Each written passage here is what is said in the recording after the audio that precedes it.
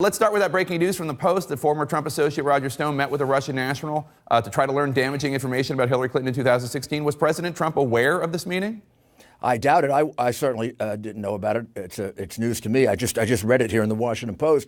It seems to me, however, whatever the differing recollections about this, it sort of gets resolved with the fact that Stone did nothing about it, came to the conclusion, according to the Post, that it was a waste of time. He and Greenberg came to the conclusion that it was a waste of time.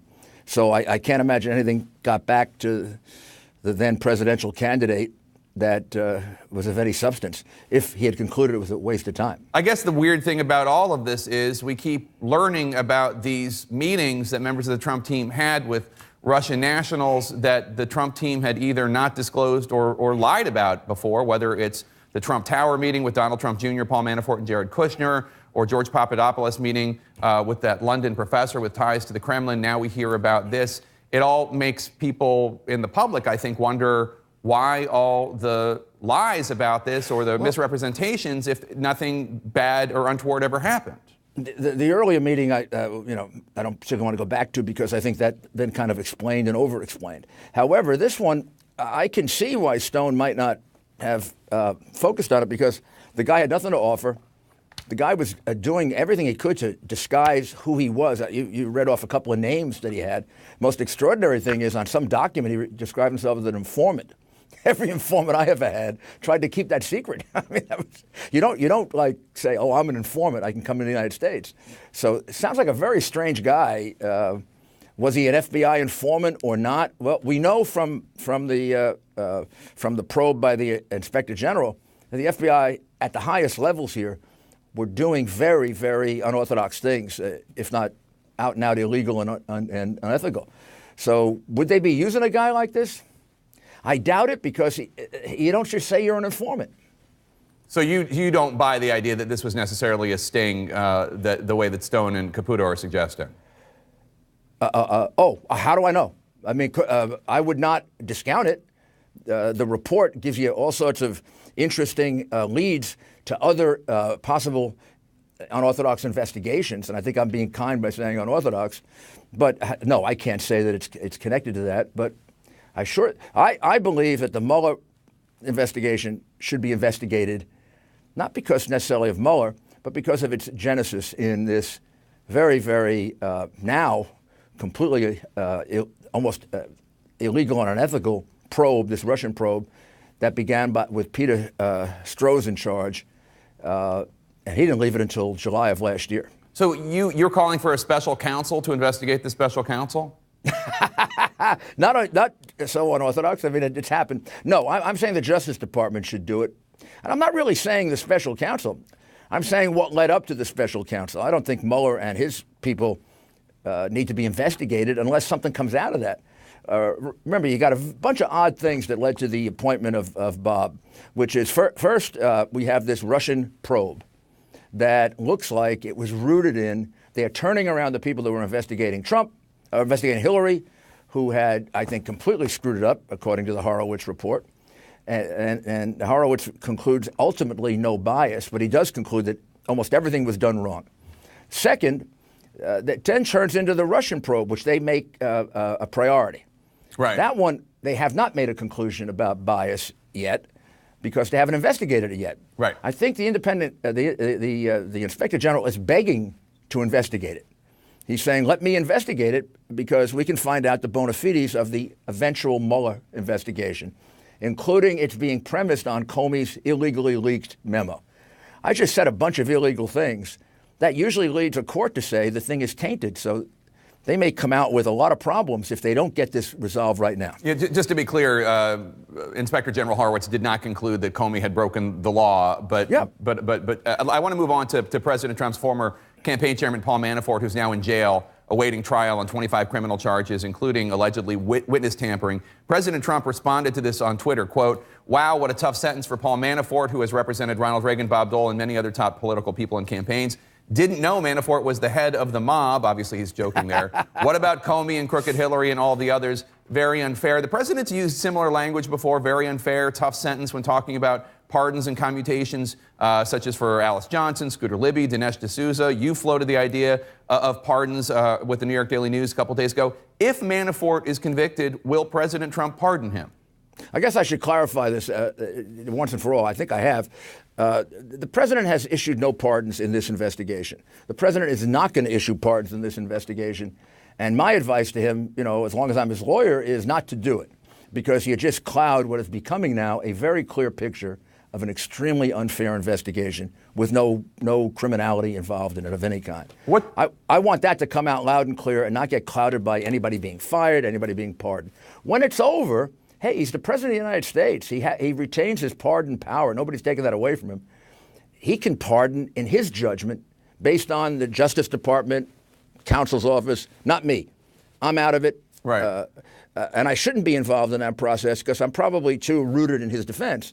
But I don't want to, I couldn't and I don't want to take any prerogatives away from him. Sure, obviously he has that power as endowed in the Constitution. But let me ask you, how do you respond to critics who say, you discussing it on TV, you discussing it with the New York Daily News, President Trump tweeting that you're sending a signal to defendants in a criminal prosecution that a pardon is out there and might be on its way? Some people think that this is the president and you suggesting that, signaling really, don't cooperate with prosecutors because a pardon is there if you just hold on.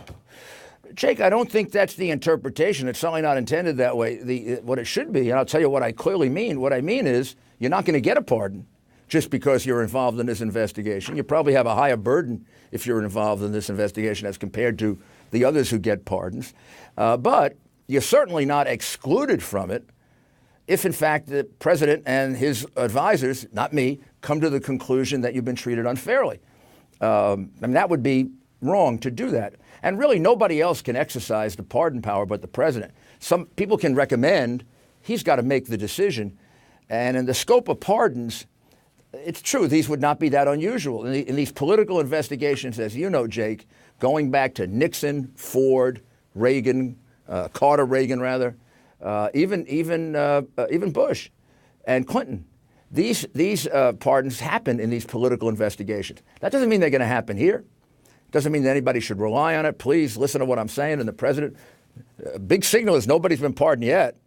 If you're going to do it, probably this is the time to do it, to cut it off. There's nothing to cut off. Right. But there is a lot of unfairness out there. We don't know yet the full scope of it. The Horowitz report has given us a little of it. Look, these guys saying that Trump should be defeated, right. We should do everything we can. We should take action to stop him. That's very unusual stuff. FBI agents taking bribes in exchange for information, 5 at least.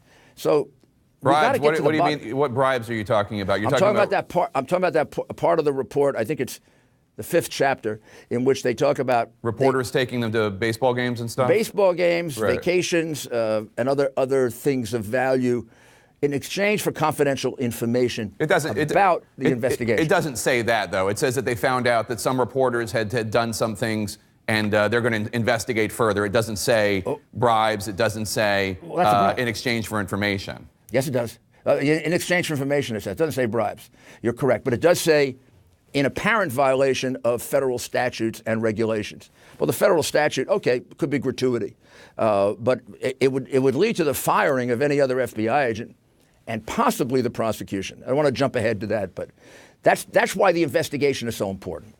I want to ask you about the comment that President Trump made the other day. The team has already acknowledged that the statement that Trump gave about that meeting at Trump Tower with the Russian government official who had promised dirt on Hillary Clinton, that original explanation was false, that it was misleading. The president was asked about this on Friday. Take a listen.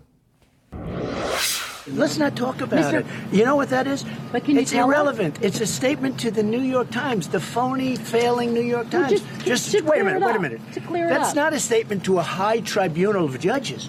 Understood. That's a statement to the phony New York Times. Now, obviously, it's not illegal, Mayor Giuliani, to lie to the American people, to lie to the press. But isn't it wrong to lie no matter what, no matter who you're lying to? Of course it's wrong to lie. It breaks one of the commandments, I think. However, the president's distinction is a correct one. Lie is a heck of a conclusion. I mean, it's one you worry about with prosecutors and perjury. But the reality is, in a situation like this, there are going to be a lot of differing recollections, and a lot of corrections are going to be necessary. That's why you don't want to go under oath until everything is settled and you're sure of your recollection. I'm actually confused myself about that meeting. First of all, I don't think she was a government official. The woman who profited. No, but she had been when the email was sent to Donald Trump Jr. He was told that she was a Russian lawyer, a Russian government lawyer. Oh, a government lawyer. I just thought a Russian lawyer, like, I'm an American lawyer, but not a government lawyer. But okay, in any event, I don't know if she was described clearly as a Russian official or just a Russian lawyer. It led to nothing. It led to no information, just like the thing with Stone led to no information. So all these things are kind of dry holes. All right. I want to ask you one more thing, sir, before you go celebrate Father's Day. You said something yesterday about the agents and investigators working on the Russia probe that raised a lot of eyebrows. Let's play some of that sound. Instead of investigating President Trump, they should go to Bellevue. Wackadoodles. We want Hillary. What's going to happen? I need a psychiatrist.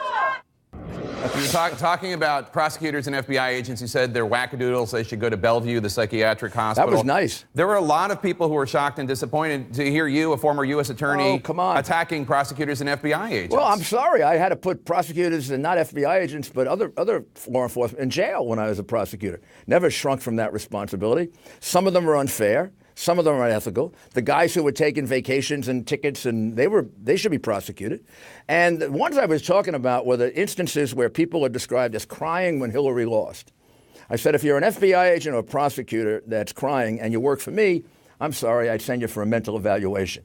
And you shouldn't be working on a case where you have such a severe bias. And excuse me if I think that doesn't affect your judgment. But you don't agree with the people who say that you've gone beyond zealous advocacy into undermining federal law enforcement officials? Just the opposite. If you fail to recognize the crimes, unethical behavior of federal law enforcement officials, you are undermining our system of justice.